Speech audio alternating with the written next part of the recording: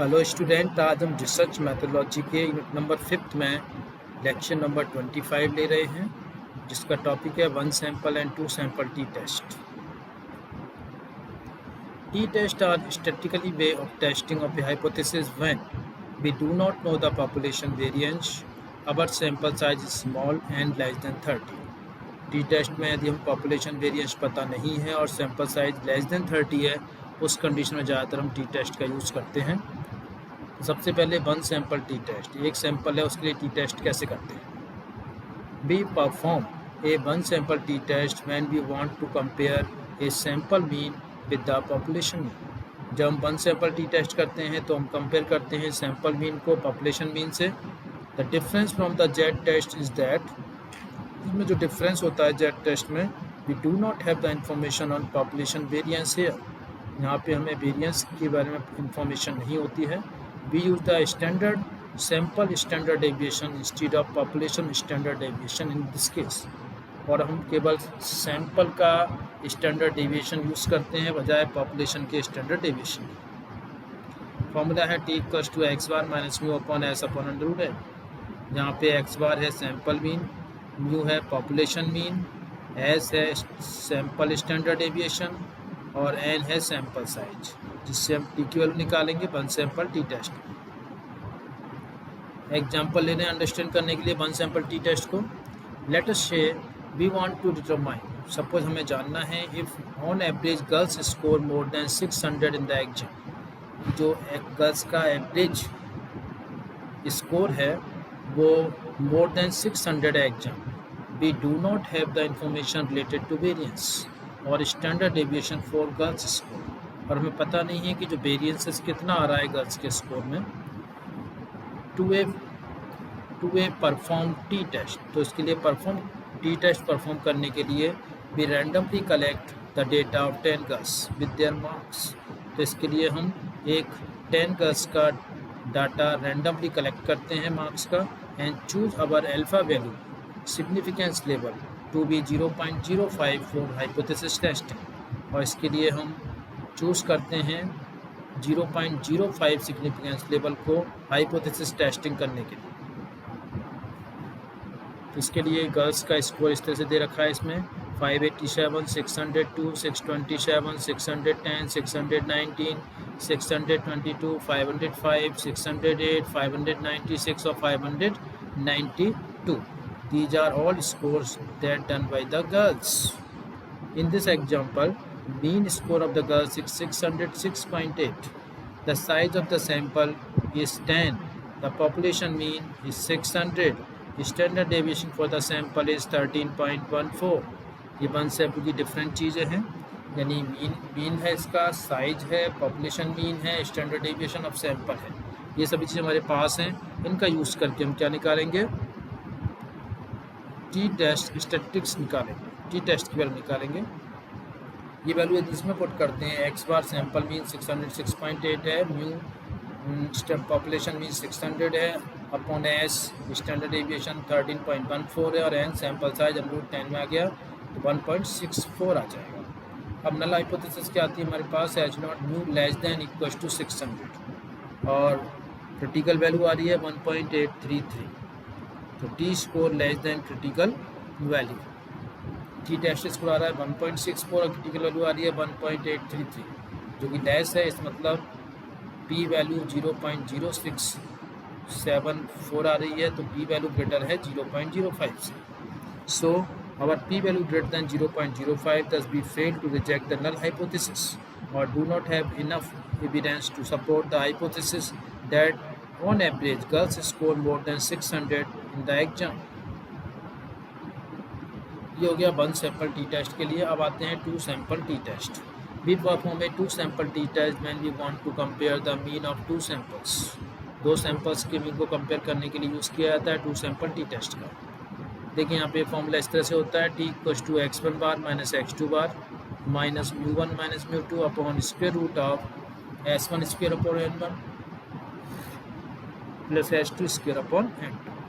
कौन कौन से पैरामीटर्स हैं, difference between sample mean x1 bar minus x2 bar है, difference between population mean mu one minus mu two है, sample standard deviation S1 S2 हैं और सैम्पल साइज N1 N2, ये सभी इसमें यूज़ किए गए हैं पैरामीटर, जिससे हमें टी टेस्ट का फॉर्मूला बनाया 2 सैम्पल्स के लिए। और इसको भी एक एग्जाम्पल से समझते हैं हम। Here let us say we want to determine if on average boys score 15 marks more than girls in the exam. Suppose boys का जो स्कोर है वो गर्ल्स के स्कोर से 15 marks more है averagely. We do not have the information related to variance or standard deviation for girls score और boys score. लेकिन हमें इंफॉर्मेशन नहीं है कि बॉयज और गर्ल्स का जो स्कोर आ रहा है उसमें वेरिएशन कितना है। To perform a T test, तो टी टेस्ट परफॉर्म करने के लिए we randomly collect the data of 10 girls and boys with their marks. तो हम 10 गर्ल्स और 10 बॉयज़ का रैंडमली डेटा कलेक्ट करते हैं मार्क्स का। We choose our alpha value significance level to be 0.05 और हम अपना सिग्निफिकेंस लेवल 0.05 रखते हैं अल्फा वैल्यू का as the criteria for hypothesis testing, क्योंकि ये हाइपोथेसिस टेस्टिंग का क्राइटेरिया है। ये दिखाया गया है, इसमें गर्ल्स स्कोर दिए गए हैं और बॉयज़ स्कोर दिए गए। इस एग्जाम्पल में mean score of the boys 630 point बना रहा है और गर्ल्स का मीन स्कोर 606.8 आ रहा है। तो difference between the population means कितना आ रहा है, 15 आ रहा है। Standard deviation for boys score 13.42 और standard deviation for girls score 13.14 की बात। ये सारी इन्फॉर्मेशन हमें पता है, हम टी के फॉर्मूले में इन वैल्यू को पुट करेंगे और हमारे पास आ जाएगा t equals to x1 bar minus x2 bar minus μ1 minus μ2 upon square root of S1 square upon N1 plus S2 square upon N2. All put all the values. We get critical value 1.833 और T की value क्या आ रही है, 2.23 आ रही है। P value क्या है, 0.09 है। तो critical value greater than T score show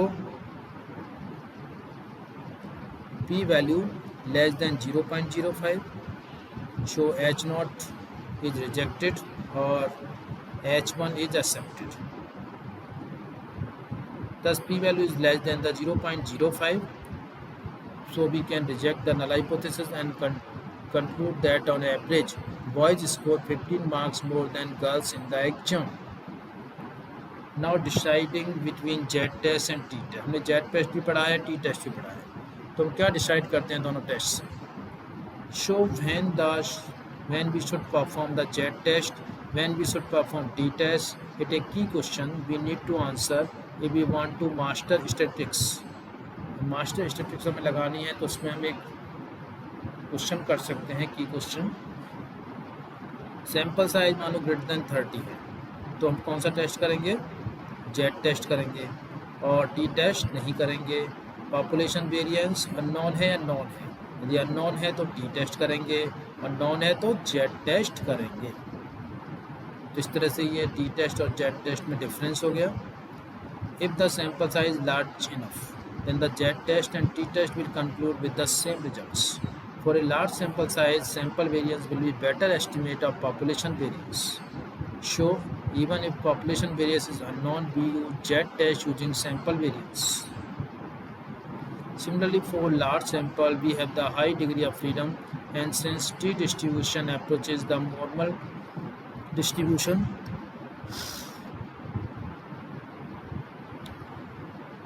the difference between the Z score and T score is negligible. We perform a two-sample Z test when we want to compare the mean of two samples. Z score equals to x1 bar minus x2 bar minus mu1 minus mu2 upon sigma 1 square upon n1 plus sigma 2 square upon n2 का square root. So difference between sample mean x1 bar minus x2 bar है, difference between population mean mu1 minus mu2 है, population standard deviation sigma 1 sigma 2 है और sample size n1 n2. Here an example to understand two sample Z test. Two sample Z test का example लेते हैं. Here let us we want to know girls on average score 10 marks more than the boys. We have information that standard deviation for girls score is 100 and boys score is 90. Then we collect the data of 20 girls and 20 boys by using random sample and record their marks. Finally, we also set up the alpha value to be 0.05 significance level.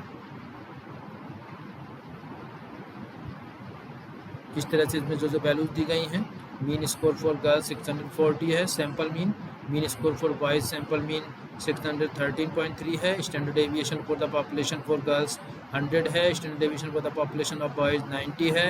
Sample size is 40 for both girls and boys and difference between mean of population is 10। ये सब use करें तो हम इस तरह से Z test निकाल सकते हैं। तो इस तरह से आज हमने जेड टेस्ट के दोनों 1 सैम्पल और 2 सैम्पल जेड टेस्ट को कंपेयर किया और टी टेस्ट को भी हमने इसके साथ कंपेयर किया। तो कौन सा बेटर रहता है, कब कौन सा टेस्ट हमें यूज़ करना चाहिए, इसके बारे में जाना। मेनली जनरली दो ही चीज़ें होती हैं कि हमें बड़े सैम्पल्स के लिए जेड टेस्ट और छोटे सैम्पल्स के लिए टी टेस्ट यूज़ करते हैं। इसके अलावा अपने वेरिएंसेस देखना होता है। यदि आपको वेरिएंसेस गिवन है तो जेड टेस्ट और नहीं गिवन है तो हम टी टेस्ट यूज़ करते हैं। इस तरह से ये लेक्चर कंप्लीट होता है। Thanks all of.